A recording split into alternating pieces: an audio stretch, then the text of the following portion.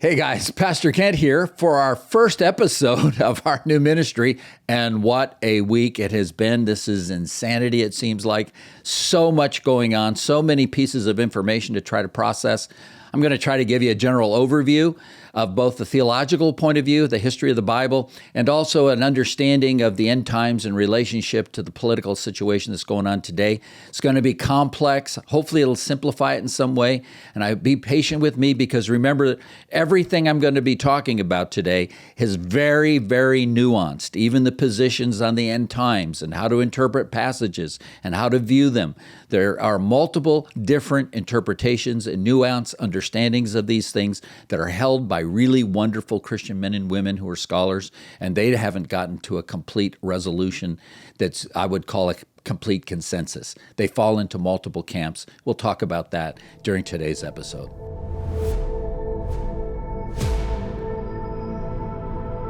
So I wanted to deal with two issues today, if you've got a few moments to join me. And the first is, I want to talk about where are we on the biblical prophecy point? In other words, is Jesus coming back soon here? And then the second one is, how did we get here in the Middle East into the conflict that we find ourselves in? And so I'll deal with both of those today. I want to begin by addressing this question: where are we with respect to God's end times calendar? And the first thing I want to say about that is, and I say this every time I'm asked, we are a day closer to the return of Christ than we were yesterday. We can say that for sure. How many days are still left on the calendar, we don't know. But we can look at different portions of Scripture to get some kind of idea of where we fit in terms of God's big picture timeline.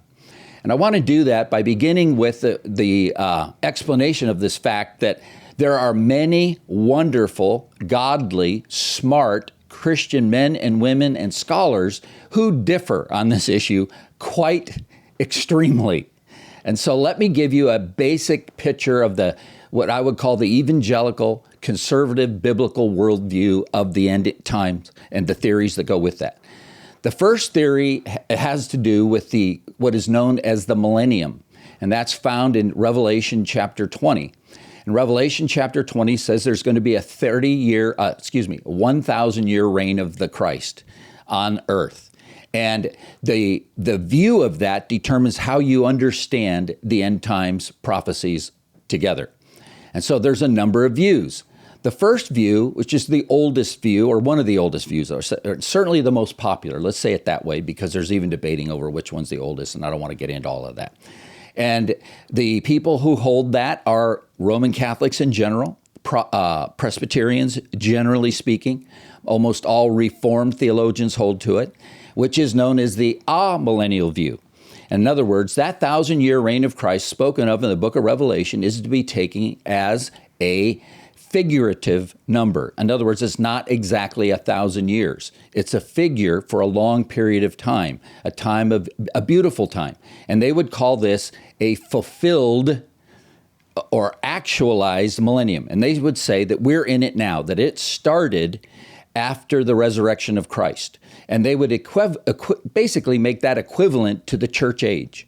And the way they would look at that is they would say that the second coming of Christ and what we know as the rapture is the same event. And it ends the present time period we're in, or the time of the church. They call it a realized millennium. And their idea is basically based on the passage in Luke where Jesus said, the kingdom of God is within you. And so they say, there it is. It's meant to be spiritual. It's meant to be something that happens internally in us. And then Christ will come back. They believe that. But he'll come back to establish his throne. I have to use the terminology correctly because there's another view. So that's the amillennial view, or the realized millennium, or that we're living in it now. And when Jesus comes back, that terminates it. And then we go into the eternal state after a general judgment. Another view is known as the post-millennial view. And that is that we're living in this spiritual kingdom, and as we disciple the nations, and we move forward in doing that obediently to Christ, all the nations will eventually be reached with the gospel. Everyone who's going to be a Christian becomes a Christian, and Christ comes back and begins his reign upon the earth, and has a general judgment, and then into the eternal state.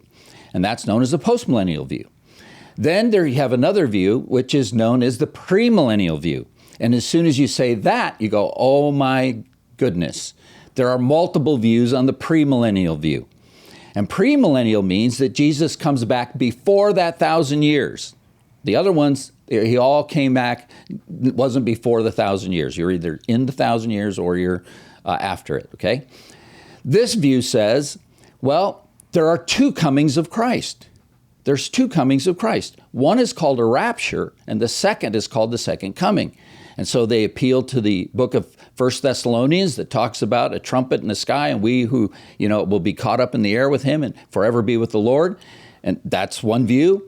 And the premillennial, pre-tribulational view is that this occurs 7 years before the second coming of Christ. So the first one is not an actual coming to the earth, but appearing in the sky and calling all believers up to meet him, and all dead believers will have their bodies resurrected and transformed into their eternal state kind of body. And then they will go up into heaven, and generally speaking, again, everyone has nuanced theories on this, but that's where the wedding feast of the Lamb takes place for 7 years, while tremendous chaos occurs on the earth known as the Great Tribulation, or the time of Israel, Jacob's trouble.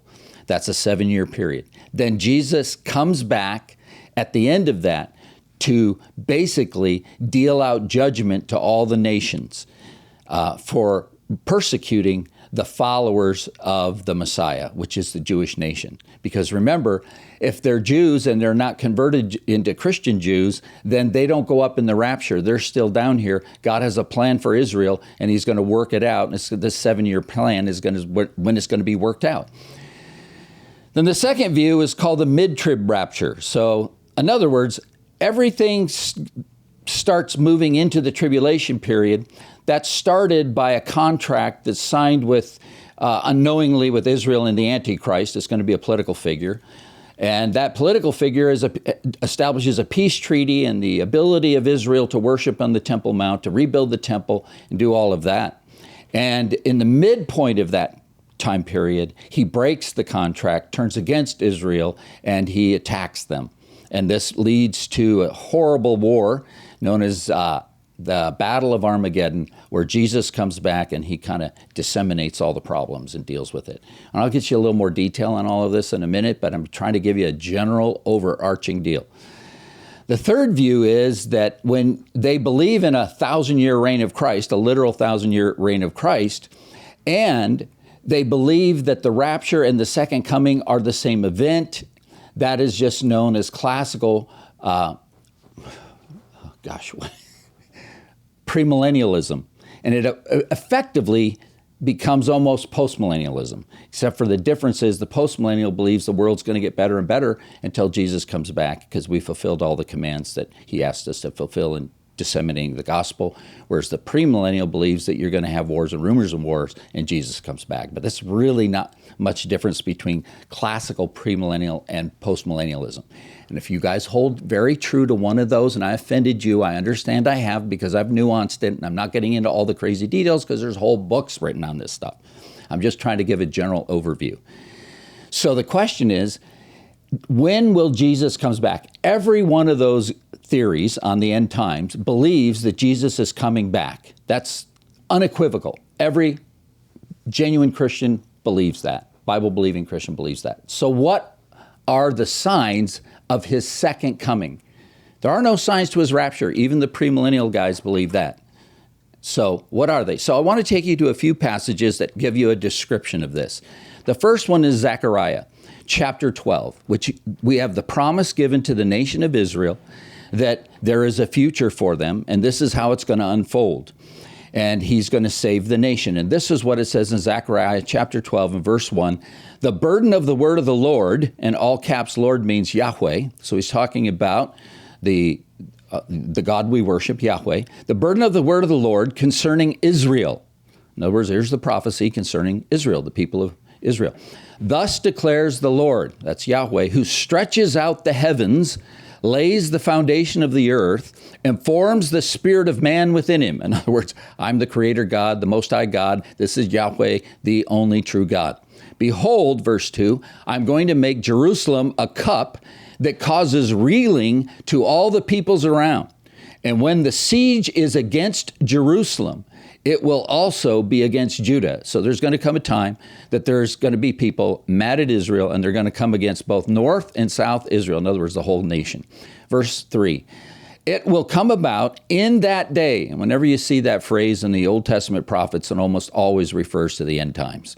In that day, that I will make Jerusalem a heavy stone for all the peoples. All who lift it will be severely injured, and all the nations of the earth will be gathered against it. In other words, the whole nation of Israel is going to be a problem for people. The rest of the nations of the world are going to see it as a problem, like a big stone that has to be moved, a big weight that's in the way. They think of Israel and they think, man, we got to do something with these guys. They're a pain in the neck. Okay. Then he says this in verse 4, in that day, declares the Lord, I will strike every horse with bewilderment and its rider with madness. But I will watch over the house of Judah while I strike every horse of the peoples with blindness. In other words, they're going to come against them in some sort of war. And those who are the warriors coming against Israel, God is going to neutralize, blind them so that they can't be effective. But he will protect Judah, his people. Verse 5. Then the clans of Judah will say in their hearts, a strong support for us are the inhabitants of Jerusalem through the Lord of hosts, their God. In other words, we have some really strong, committed believers in Jerusalem. Their faith and trust is in the Lord. That includes all of us, and that's where our confidence is. The Lord is going to take care of us here.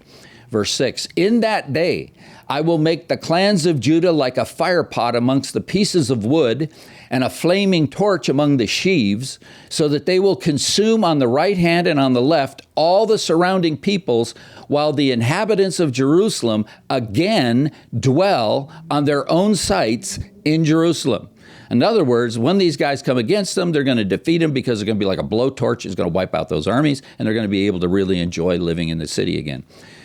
Verse 7, the Lord will also save the tents of Judah first, that's the outskirts of Jerusalem, so that the glory of the house of David and the glory of the inhabitants of Jerusalem will not be magnified above Judah. In other words, we're going to be seen as all one nation.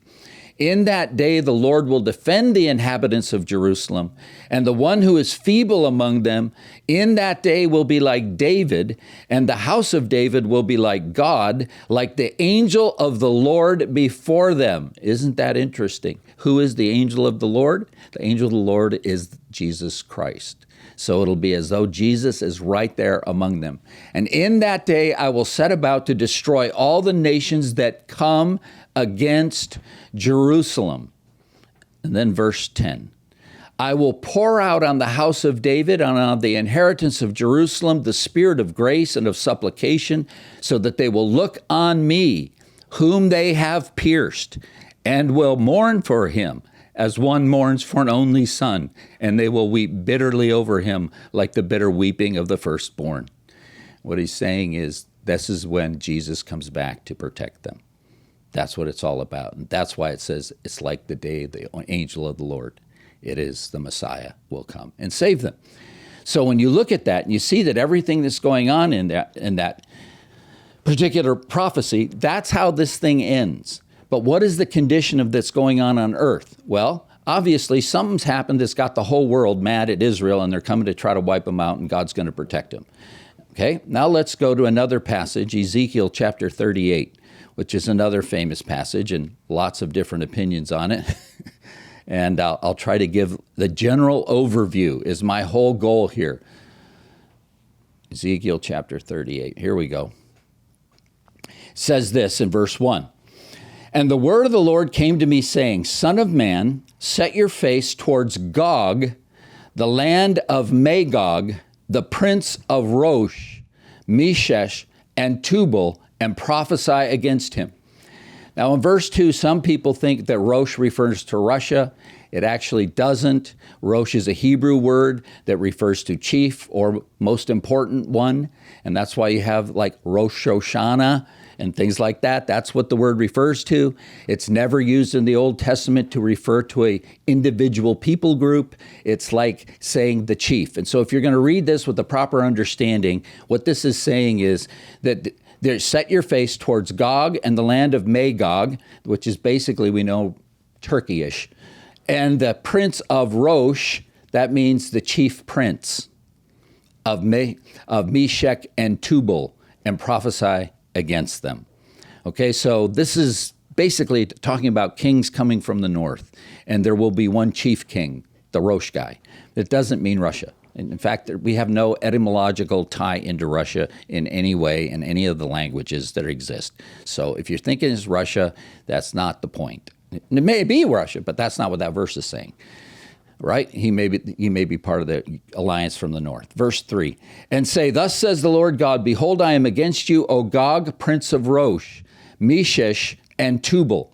I will turn you about and put hooks in your jaws, and I will bring you out and all your army, horses and horsemen, all of them splendidly attired, a great company with a buckler and shield, all of them wielding swords. Persia.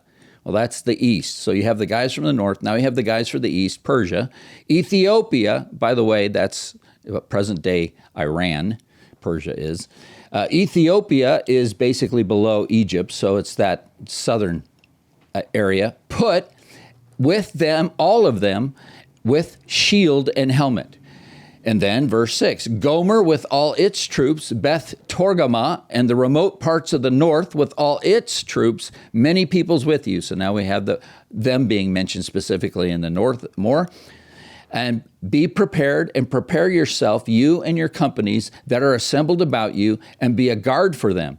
After many days you will be summoned. In the later years you will come into the land that is, and this is important, restored from the sword. So these great nations that are going to come against Israel are going to come when Israel is in the latter times and their land has been restored to them and there's no fighting. There's no swords. No one has swords out. I don't think we can really describe what's happening in Israel like no swords out. They've been fighting every day. They've been there since 1940s. Excuse me. Let's continue. Whose inhabitants have been gathered from many nations to the mountains of Israel, which have been a continual waste. So they used to be terrible, but now they're flourishing. But its people were brought out from the nations, and they are living securely, all of them. I don't think you can describe Israel as living in security right now. You will go up, you will come like a storm, you will be like a cloud covering the land, you and your troops and many peoples with you. Thus says the Lord God, it will come about on that day that thoughts will come into your mind, and you will devise an evil plan, and you will say, I will go up against the land of the unwalled villages. Another description of what's in Israel. So these other guys are going to say, they don't have any protection. They don't even have walls around their cities anymore. They're living in open peace everywhere. Now's our chance. And so this evil thought is going to come into their head. Now, where did that evil thought come from? Perhaps the Antichrist, maybe? The spirit of Satan himself, right? I will go against those who are at rest, that live securely, all of them living without walls and having no bars or gates. And what's the purpose? To capture spoil, to seize plunder, to turn your hand against the waste places which are now inhabited, and against the people who are gathered from the nations, who have acquired cattle and goods, who live at the center of the world. And then he continues to go on and talk about it. My point is, if you're trying to say that today is all lined up for the second coming of Christ because the nations of the world are aligned against Israel, that is not happening today. That is not, we don't see the peace and safety in Israel. We don't see unwalled cities. We see them living in fear and terror all the time. If you don't believe me, book a trip to Israel. You'll go through more guards and things than you ever could imagine in your entire life. It's unbelievable how much security they have. And that's why it's so shocking that this war that's taking place with Hamas right now was actually to have some effectiveness, because it had to be a very seriously planned war to get through all the security measures that they have out there. So to say that we are set up right now for the second coming of Christ or within 7 years, we're a day closer for sure. But I don't see all these things coming together. Israel is at least decades away from having a safe place where they no longer have any fear and don't have to have the swords out all the time and don't have to have an iron dome over different parts of the country. That's a different description than what we're seeing happen there now. So I don't think we're really close, but like I said, we're a day closer. And then let me take you to another passage in Daniel. This is in Daniel. It's in Daniel chapter 9, verse 24, is the prophecy known as the 70 weeks. And this prophecy is interpreted in multiple different ways, like I said, depending on which of those end time viewpoints you have. But a very common one and very popular one is known as the pre-trib, pre-dispensational view of this passage. And Daniel's been praying about when we get to go back from captivity into the promised land. And God's answering him by not just telling him that, but telling him how the end of the world ends. And so we pick it up at verse 24. This is God answering the prayer of Daniel. In fact, in verse 23, it says, "At the beginning of your supplications, the command was issued, and the angel, I have come to tell you, for you are highly esteemed, so give heed to the message and gain understanding of the vision." And so here's what he says, verse 24, 70 weeks have been decreed for your people and your holy city to finish the transgression, to make an end of sin, to make atonement for iniquity, to bring in everlasting righteousness, to seal up vision and prophecy, and to anoint the most holy place. In other words, there's 70 weeks appointed for the end of time. That's what he's basically saying, but everything takes place. And notice, he says, for your people, that's Israel, your holy city, that's Jerusalem, to finish the transgression. In other words, for all the sins to be accumulated that were needed to be accumulated, and then they're going to be dealt with. To make an end of sin, that's how they're being dealt with. To make atonement for iniquity, that is the sacrifice of the Messiah to pay the penalty for the sins of the world. Remember, Jesus said, I'm the Lamb of God, take away the sins of the world. To bring in everlasting righteousness, to establish an eternal, everlasting kingdom. To seal up vision and prophecy, because you don't need it anymore. You're now in a timeless, eternal state. And to anoint the most holy place. And to have God's holy place, which is on earth, in the new heavens and the new earth, where he will dwell amongst men. That's verse 24. Verse 25. So you are to know and discern that from the issuing of a decree to restore and rebuild Jerusalem until Messiah, the Prince. So there it is. So Daniel is there. He's saying, when do we get to go back into the land? And one of the answers is, well, here's the thing. God is going to send a decree to restore and rebuild Jerusalem. That decree comes from basically Cyrus in ancient times. And it is given, and the outcoming of that decree is actually in the book of Nehemiah, where they rebuild the temple. So it is a decree to restore and to rebuild the temple, right? Jerusalem, until Messiah, the Prince, will be 7 weeks and 62 weeks. Okay? So there's going to be a decree to rebuild Jerusalem and rebuild its temple. And this is known as the Second Temple period. The Second Temple gets built, right? And from the day that that decree is given till the day that the Messiah, the Prince, shows up is going to be 69 weeks. These are weeks of years. I'm not going to get into all the details. And if you do all the math and you account for leap year and you convert the calendar from a 365-year calendar to a 300-day calendar, which is the Jewish versus the Gregorian, and you do all those calculations, it basically turns out to be April 27 AD. Okay, that's when Jesus was crucified. That's what we call Easter. Okay, that's the Easter event. That's where it takes you up to. It's staggering. It's unbelievable. All the guys that used to doubt the accuracy of the Bible, getting that prophecy, and literally I read one liberal commentator say this, is an exact quote. Okay, not an exact quote, essence of the quote. Well, Daniel was a lucky guesser. That's literally what the guy said. It was a lucky guess. He kind of figured out everything and was, kind of smart. And he took a guess and it worked out. He was lucky. Okay? With plaza and moat, even in times of distress. So there's going to be hard when this happens, and that's why you have the whole story of Nehemiah unfolds what's taking place. And we know the exact day so we can do all the calculations. Verse 26. But remember, we have 70 weeks. So the 69 weeks have taken place. The Messiah has made atonement for sin and everything. He's resurrected and moved forward. Then after that 62 weeks, remember we already included, it's 7 plus 62 is 69 weeks. That's what that means. After the 69 weeks, the Messiah will be cut off. There's his death. And have nothing. And the people of the prince to come will destroy the city and the sanctuary. The prince to come is the Antichrist. Who is the Antichrist?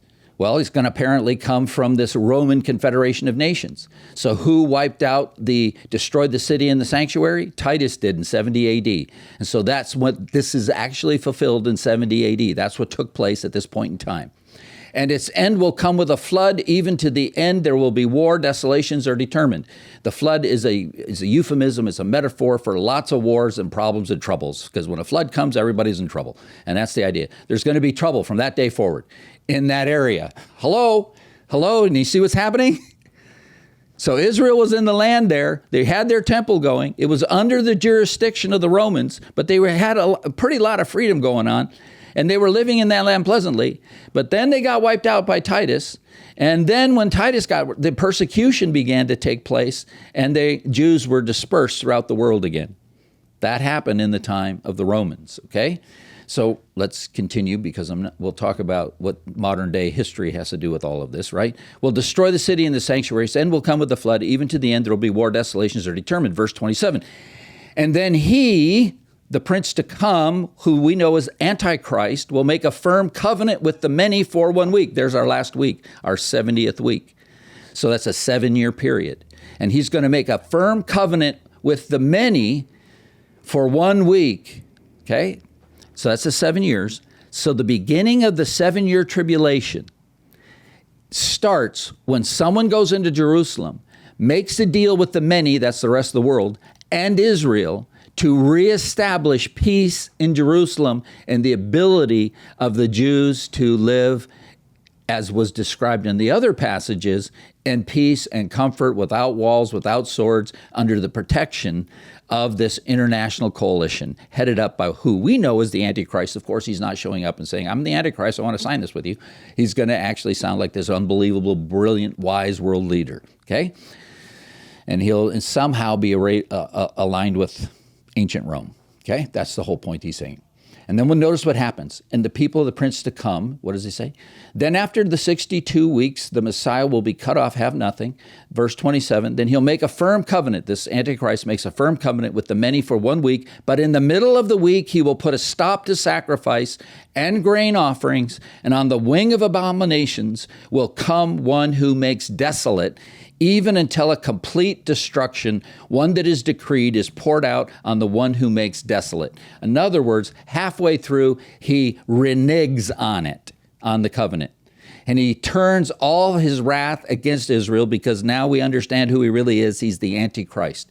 And he begins to attack them and to persecute them. And this is called the great, great, great tribulation. And you know you're in that if the covenant gets broken. So if you're there for the signing of the covenant, you didn't get raptured. Okay? Because that's starting of the tribulation period. You're in it now, pal. And if you're there for the second signing, you're even in more trouble. And that's this 7-year period, the last 7 years of human history. This 7-year period ends, which is the second 3.5 years of that 7-year period. It ends when Jesus comes back, because all of the nations of the world are gathered against the Israeli people to finally put an end to this rock, this burden, this stone around their neck that is talked about in the other prophecies. They see it as a problem. Israel's a problem. We got to get rid of them. And we're going to do it today. And that's when Jesus comes back on a white horse. If the rapture, pre-millennial rapture, pre-tribulational rapture is the right viewpoint, all of us Christians will be coming down with Jesus, and he's on the white horse, and we're on little horses, and we have our swords. He has his, and we're going to put an end to this rebellion against God. And then there will be a resurrection, there will be another judgment, and then there will be a final judgment, and then there will be what is known as the millennial or the 1,000-year reign of Christ. And that's as clearly as I can give it to you in a short version, and everything I said has multiple nuances from many different scholars, and you could go crazy trying to track them all down, and there's no way I could give all of that in less than 4 or 5 days, probably. It's just full of stuff. That's how the end times fold out. That's how all this comes together. So, answer question number 1. Are we close to the second coming? I don't see it, because I don't see the people living in peace and safety and everybody getting along. I don't see any world leaders giving everybody together. They're being attacked all the time. So, are we closer? Absolutely, we're closer. And things could happen really fast. But right now, I don't see it that clearly. I think that we have a ways to go.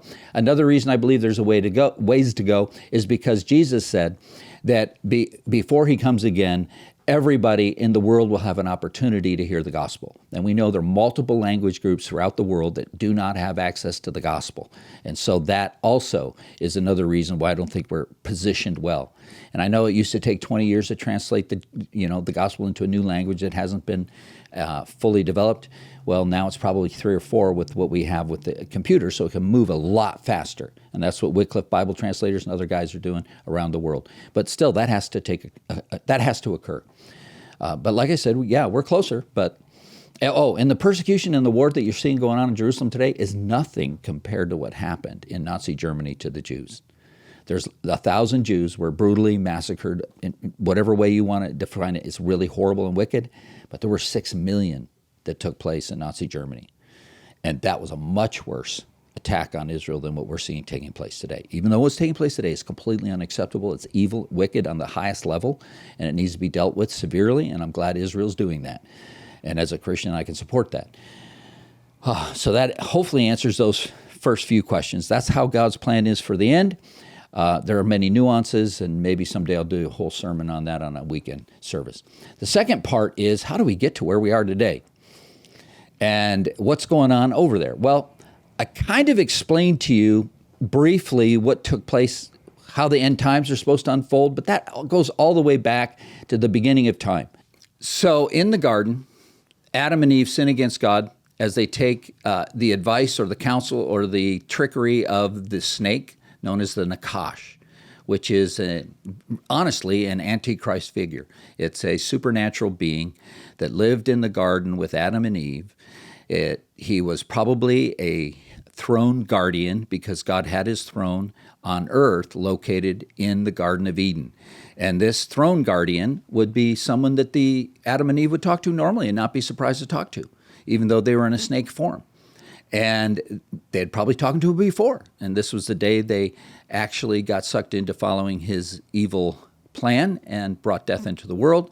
Adam and Eve then are removed from the garden, and they're given a promise that the woman would give birth to a child that would basically deal a death blow to the snake, would crush his head, but in the process the heel would be wounded, in other words, be wounded. And so we see this as the first prediction that God is going to send a Savior, his son.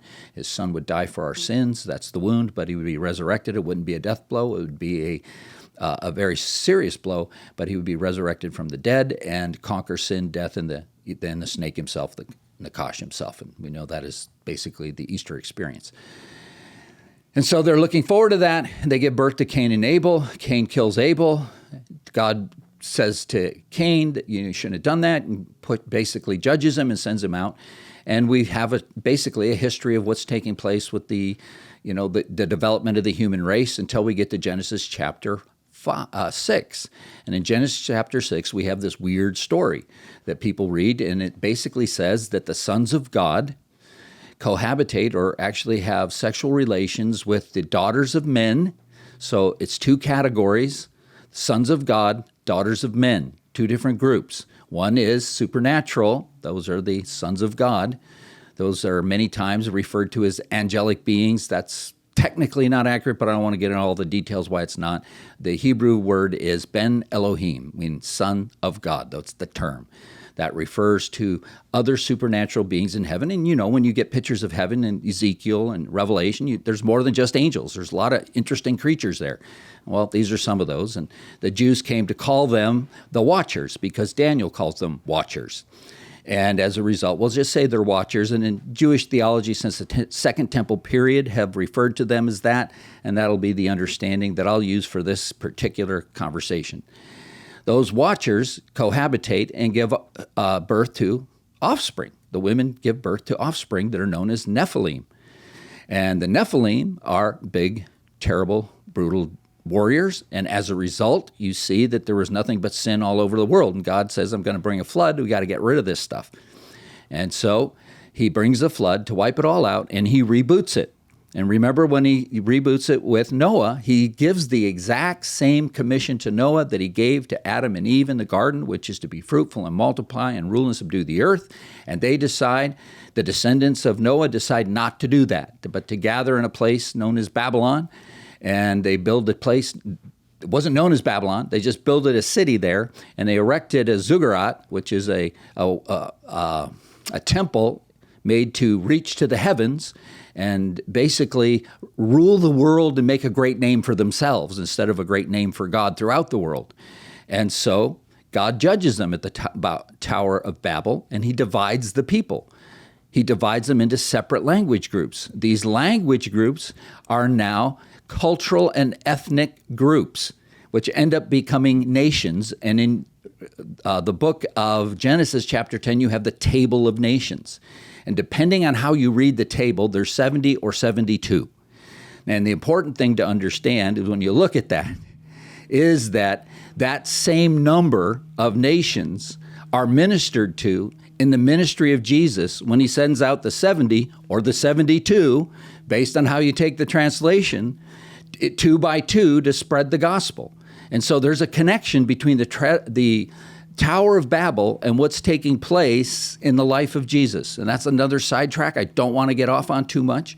But part of that is, and in Exodus 32, the Bible says this, and this is an important passage to take a look at. Deuteronomy 32. And I'll read to you beginning in verse 3. Moses is talking to the nation of Israel, and he says this, "For I will proclaim the name of the Lord," that's Yahweh, "ascribe greatness to our God, the rock. His work is perfect, for all his ways are justice. A God of faithfulness and without iniquity, just and upright is he. They have dealt corruptly with him. They are no longer his children because they are blemished, and they are crooked and twisted generation.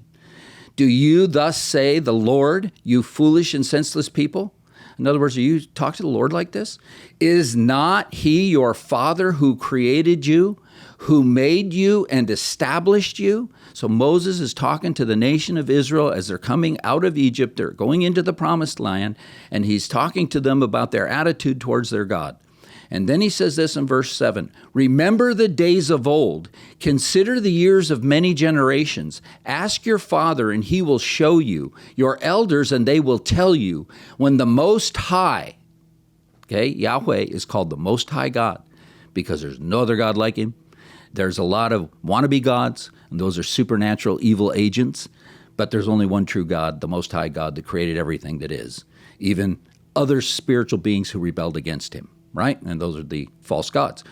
"And the Most High God gave to the nations their inheritance when he divided mankind." What's that referring? That's referring to the Tower of Babel. Because at the Tower of Babel, God divided the nations according to different languages. And he fixed the borders of the peoples according to the number of the sons of God, the Ben Elohim. So the Ben Elohim are these supernatural, powerful creatures, also known as watchers, that are talked about in the book of Daniel.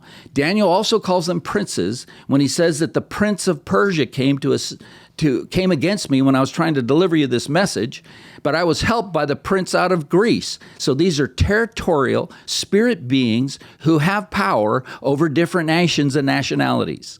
That's what he's saying. That's what happened at the Tower of Babel. But notice this. He says, so he fixed the borders, and he's fixed these supernatural beings. Their job is to point the people under their leadership back to Yahweh, the Most High God.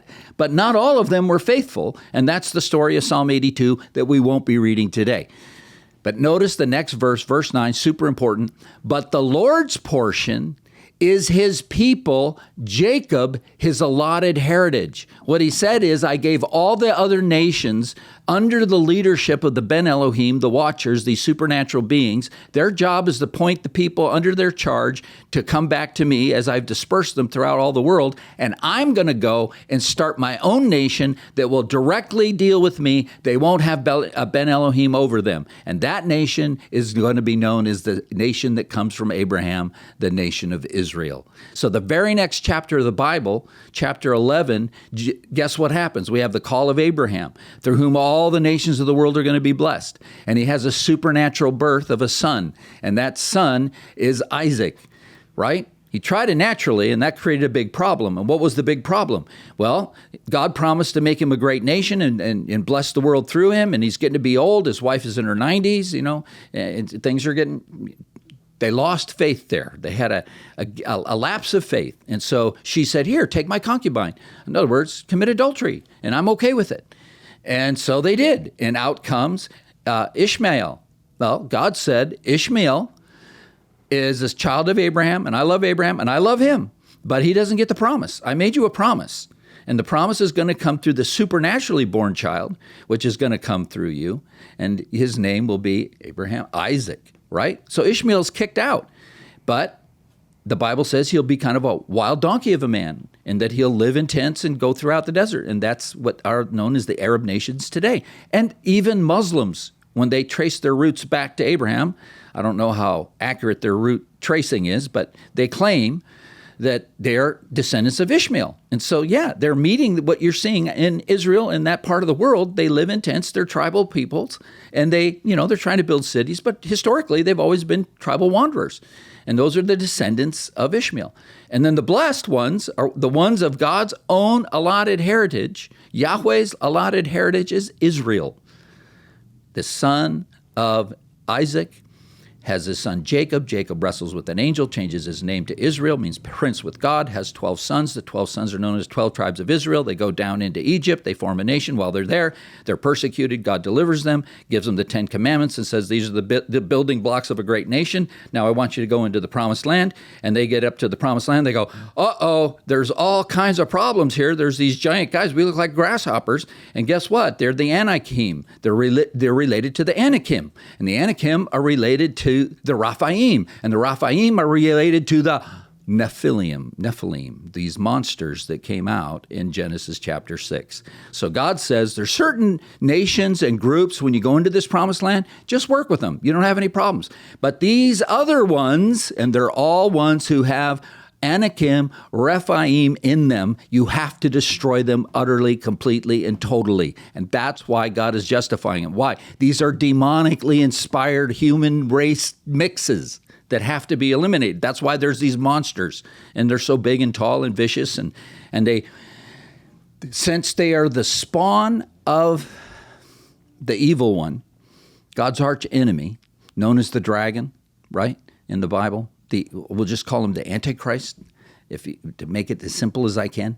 Their job is to destroy God's people, to destroy Israel.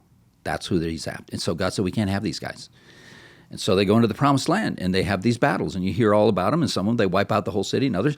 But at the end of the life of Caleb and Joshua admits in the end of his book that he didn't kill them all, and that they needed to be taken out still. And in the book of Judges, you have the fact that, guess what? They're warring back and forth with all these people that are living in the area, until basically David shows up, and he kills a giant. Oh, by the way, the Greek translation of the Old Testament translates the Nephilim giants. So we know that there's a relationship there. And there's other reasons why. I'm not going to get into all that. But the point is, he kills Goliath, which puts an end to the remaining Nephilim in the land so that they could live freely. And he was Goliath of Gath. And where is Gath? Oh, my goodness. It's in the Gaza Strip area. It's on the coast. Isn't this an interesting coincidence?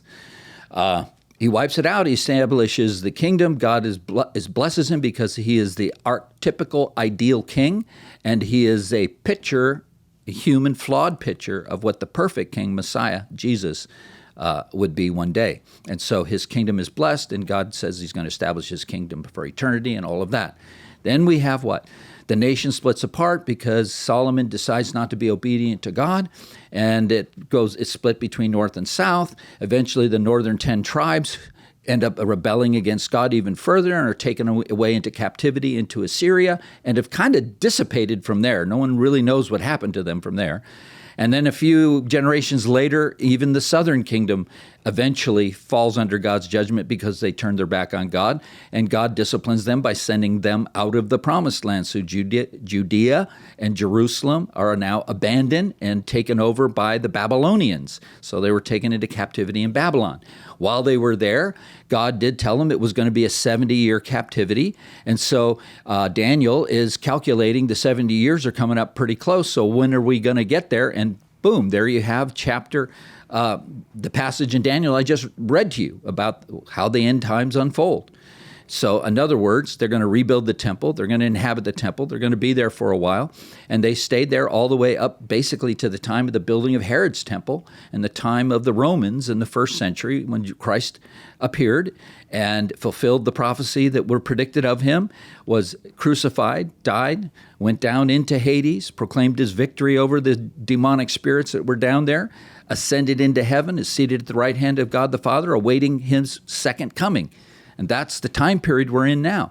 Then the Romans come in, they wipe out Jerusalem, they wipe out Israel, and they're dispersed into all the different countries of the world known as the Great Diaspora.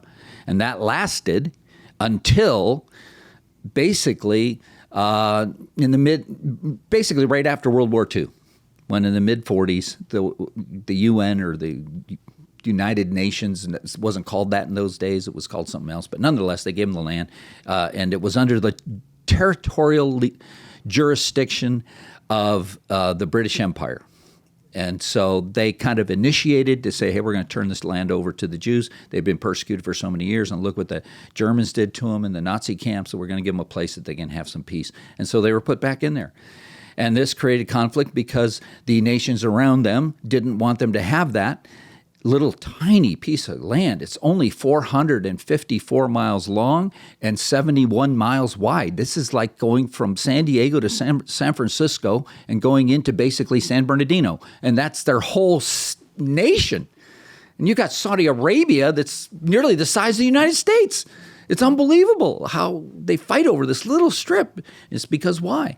Because the people who live there have a demonic spirit insinuated into them that they want. It's not good enough to live alongside with, even though they don't agree with them.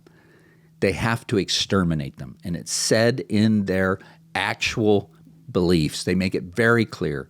And Iran is behind this, who funds Hezbollah, who funds the Hamas, who have used this area in Palestine, they call it, which is not really a legitimate name, but I'm not going to get into that either. This Gaza Strip that was a beautiful, flourishing area when it was turned over after the agreements, Oslo Accords with President Clinton. They turned that over to give them their own land, and they traded land for peace. That was what the agreement was. They gave them the most choice piece of land on that whole Israeli coast. It's spectacular.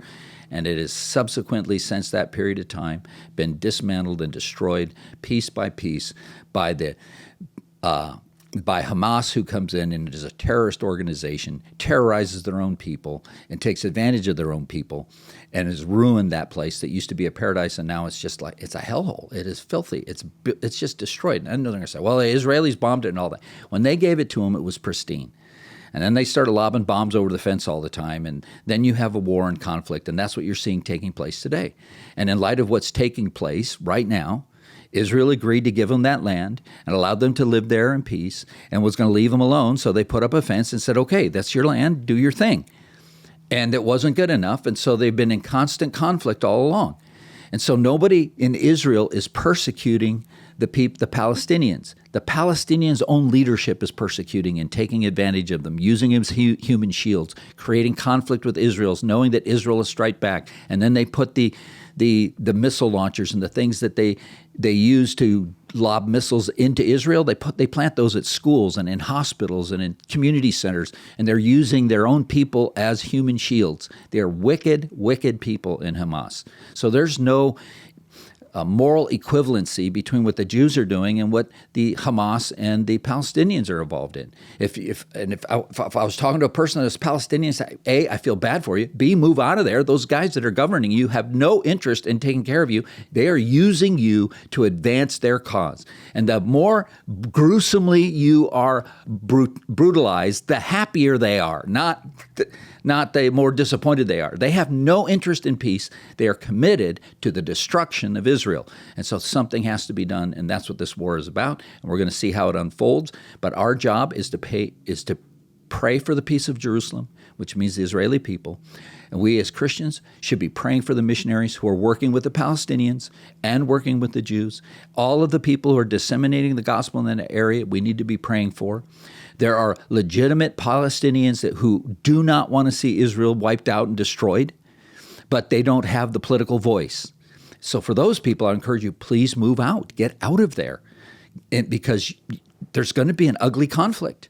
And you should remove yourself so that you're not in the crossfire, because your government does not care one iota about you. You are nothing more but a pawn for their political designs, which is to destroy and eliminate Israel. And you don't want to be on the team that's doing that. You can move out, and that's what I'd recommend. I don't know how hard or easy it is. I'm sure it's much more difficult today than it was like a month ago, but that's what we can say. And on the Israeli side, use restraint, but do what you need to do to eliminate the threat. And that's what I would say would be the biblical counsel from God's word, because unbelievable, horrific wickedness is occurring and has been, and now you're seeing it manifested when they got a shot to actually use and exercise their power and influence. When they attacked Israel this last time, beheading of children, babies, is not acceptable behavior. Using people as human shields is not. This is raw evil from the pit of hell. Whoever's behind it needs to be destroyed, and then they can meet their maker and face their judgment. And that's what needs to happen. And if you're a Christian, you should have no problem backing that up. That would be the righteous thing to do here. This isn't just a difference of opinion. This is life or death, cage match, and only one's coming out. Well, then it needs to be the people of God who are following Yahweh. And we as believers need to stand beside and help whoever we can on either side, but especially give support to the Israelis in terms of this conflict. But there's Christians on both sides of that fence, and we want to pray for them and encourage them and find some way to help them. So those are my final thoughts. I'm sure I've laid out plenty to disagree with. And I hope you have a great week, and I look forward to seeing those who are at church, seeing you this weekend. God bless.